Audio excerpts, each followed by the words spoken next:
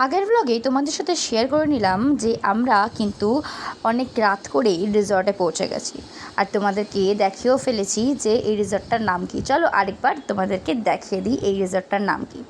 এটার নাম ছিল এলিফ্যান্টা ফরেস্ট রিসর্ট। রাতে সেরকম কিছুই বুঝতে পারবে না, তাই জন্যই আর সেরকম কোনো ভিডিও করিনি, তবে আলোটা দেখাবো যে এখানকার আলো জ্বললে এই রিসর্টটা কেমন দেখতে লাগে। তো চলো যাওয়া যাক। চলো রিসর্টটা কাল সকালে দেখাবো, কিন্তু আজকে রাতে দেখাই আমাদের রুমসটা কেমন।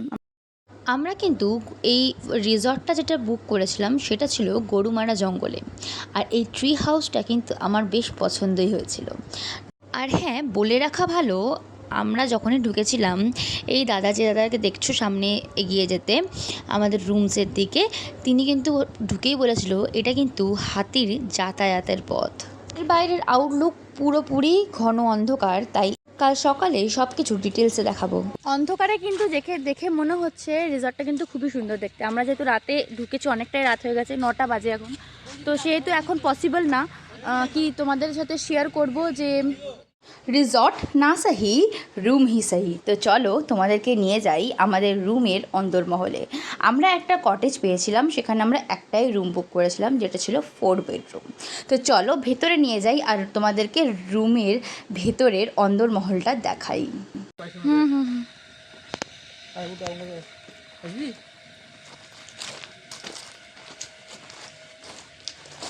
এটা প্রথমে ঢুকে একটা এত বড় আয়না, যেটা আমার দেখে খুবই আনন্দ হলো। আর এটা রুম, কোনটা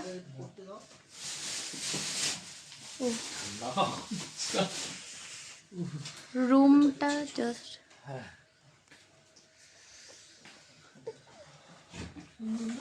রুমটা খুবই সুন্দর, ছোট্ট খাটটার মধ্যে বেশ সুন্দর।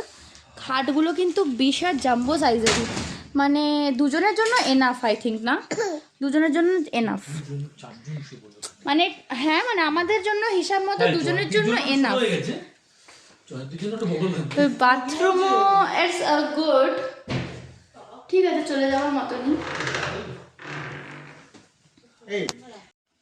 আর এখানে এই রুমটা সব থেকে একটা ভালো জিনিস যা দেখলাম, এই দিকটা কিন্তু পুরো কাঁচের, ঠিক আছে। আর এটা কিন্তু আমি কালকে সকালে দেখাবো এই পুরোটা।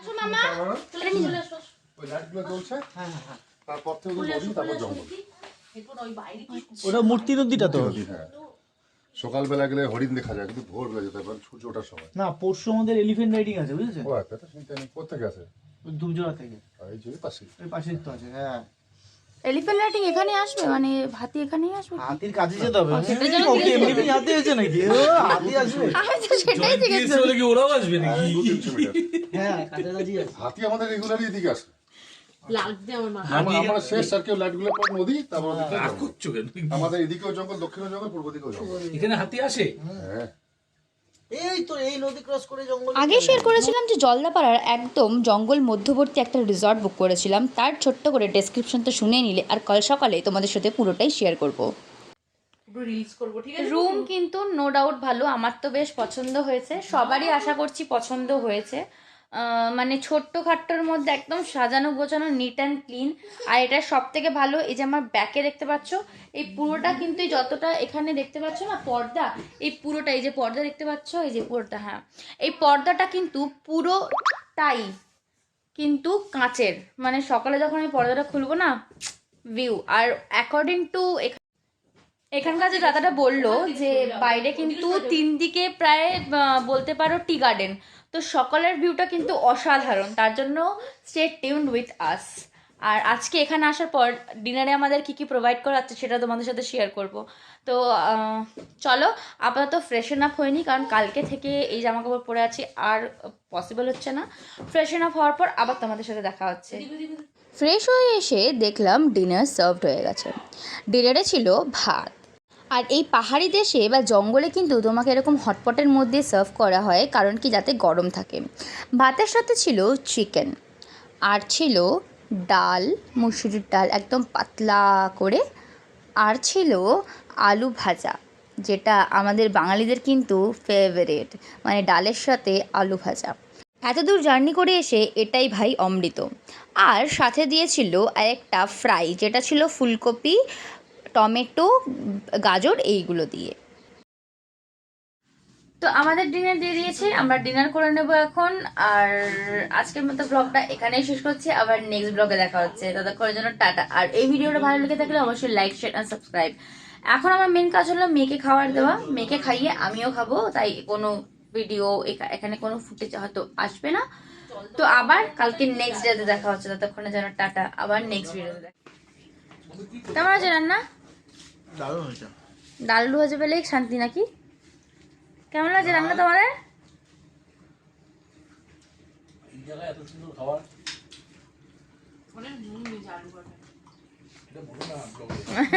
তো কি হয়েছে, আমরা জেনুইন রিভিউ দিই সব কিছু। আমি এখনো যদিও খাইনি, সেহেতু খেলে বুঝতে পারবো।